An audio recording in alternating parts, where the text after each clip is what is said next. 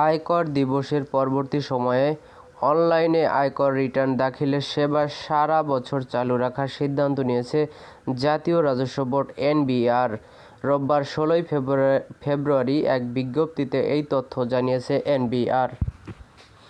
এতে বলা হয়েছে, জাতীয় রাজস্ব বোর্ডের অনলাইনে আয়কর রিটার্ন দাখিল সংক্রান্ত ব্যবস্থা আয়করদাতাদের মধ্যে ব্যাপক সাড়া ফেলেছে। করদাতাদের চাহিদা ও মতামতের ভিত্তিতে অনলাইনে রিটার্ন দাখিল প্রক্রিয়া ক্রমশ সহজীকরণ ও অধিকতর করদাতা বান্ধব করার ফলে ইতিমধ্যে চলতি বছর ১৪ লাখেরও বেশি করদাতা অনলাইনে রিটার্ন দাখিল করেছেন। এছাড়াও ১৮ লাখেরও বেশি করদাতা ই-রিটার্নের জন্য রেজিস্ট্রেশন সম্পন্ন করেছেন। আয়কর রিটার্ন দিবস পরবর্তী সময়েও জাতীয় রাজস্ব বোর্ড অনলাইনে আয়কর রিটার্ন দাখিলের সেবাটি বছরব্যাপী চালু রাখার সিদ্ধান্ত গ্রহণ করেছে।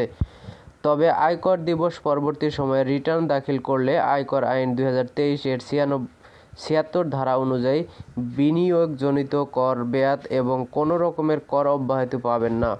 তাছাড়া কর দিবসে যে পরিমাণ অপরিশোধিত থাকবে তার ওপর আয়কর আইন ২০২৩ এর ১৭৪ ধারা অনুযায়ী মাসিক ২% হারে সর্বোচ্চ ২৪ মাস অতিরিক্ত কর আরোপ করা হবে। অনলাইনে আয়কর রিটার্ন দাখিলকারী করদাতাদের ধন্যবাদ জানিয়ে বিজ্ঞপ্তিতে আরও বলা হয়, এনবিআর আয়কর রিটার্ন দাখিল ও আয়কর সনদ প্রাপ্তিতে অনলাইনে সেবা গ্রহণে উৎসাহিত করছে।